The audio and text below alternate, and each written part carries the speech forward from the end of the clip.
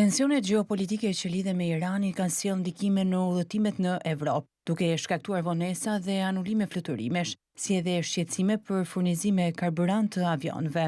Megjithatë, pavarësisht këtyre pasigurive, dëshira evropiane për të udhëtuar mbetet shumë e lartë. Sipas një studimi të Komisionit Evropian të Turizmit ETC, 82% e qytetarëve në Evropë planifikojnë të udhëtojnë këtë pranverë dhe verë, duke shënuar një rikthim të fortë pas rënies së viteve të pandemisë. Edhe pse interesi për udhëtime është rritur, siguria është kthyer në një nga shqetësimet kryesore. Rreth 22% e të anketuarve konsiderojnë sigurinë e destinacionit si faktor vendimtar, sidomos për shkak të tensioneve në lindjen e mesme. Në të njëjtën kohë, rritja e çmimeve ka bërë që shumë udhëtarë të jenë më të kujdesshëm me shpenzimet, duke zgjedhur udhëtime më të shkurtra dhe buxhete më të ulta. Ndërkohë, rritja e çmimeve të bileteve ajrore dhe kufizimeve në linjat e fluturimit po ndikojnë edhe industrinë e aviacionit në Evropë, e cila po përshtatet me një sezon veror më të kushtueshëm dhe më të kujdesshëm. Kompanitë ajrore në Evropë përshtaten me këtë realitet të ri, duke rishikuar linjat e fluturimeve dhe duke reduktuar disa destinacione që nuk janë më fitimprus për shkak të kosteve të larta të karburantit.